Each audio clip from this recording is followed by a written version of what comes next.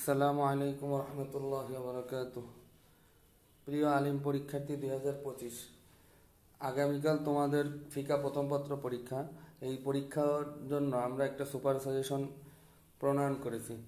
দেখো, প্রত্যেকটা অধ্যায় ভিত্তিক কিছু কোশ্চেন রয়েছে। যদি এই কোশ্চেনগুলো ভালো করে পড়ে যাও, আশা করা যায় যে ইনশাআল্লাহ তোমাদের ক্লাস পাওয়ার মতন কমন চলে আসবে। তোমরা জানো যে ফিকায় 7টা প্রশ্ন থাকে, সেখান থেকে 5টা প্রশ্ন লেখা লাগে। এই 5টা প্রশ্ন 20 করে 100 মার্কের পরীক্ষা হয়। হজ পর্ব থেকে দেখো আমরা 5টা প্রশ্ন দিয়েছি, কারণ হজে প্রতি বছর হজের অধ্যায় থেকে 2টা প্রশ্ন থাকে।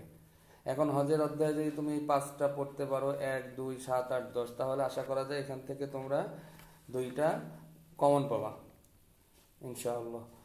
এরপরে দেখো বিবাহ পর্ব, নিকাহ, কিতাবুন নিকাহ, এখান থেকে 12, 17, 22, 23 এই 4টা প্রশ্ন পড়লে এখান থেকে বেঁধে যাবে ইনশাআল্লাহ।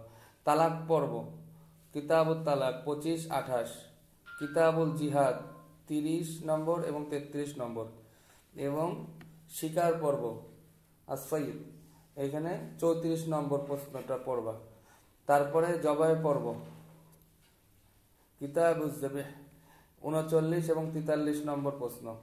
কুরবানি পর্ব, কিতাবুল উযহিয়া 46 এবং 48 নম্বর। এই যে প্রশ্নগুলো দেওয়া আছে, এই প্রশ্নগুলোর নাম্বারগুলো সবই আলফাতা যে সাজেশন আছে, এই সাজেশনের নাম্বার দেওয়া। এটা থেকে তোমরা গাইড থেকে দেখে পড়ে নিবা ইনশাআল্লাহ।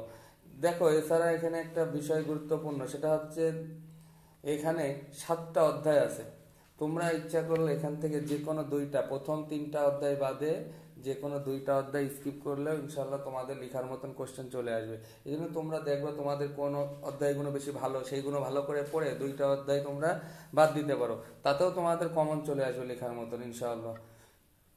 আশা করি তোমাদের 100% কমন আসবে, এবং আগামী দিন আবার যে পরীক্ষা সামনে, সেই পরীক্ষার সাজেশন নিয়ে ইনশাআল্লাহ আমরা আসবো। ভালো থেকো। আসসালামু আলাইকুম ওয়া রাহমাতুল্লাহি ওয়া বারাকাতুহু।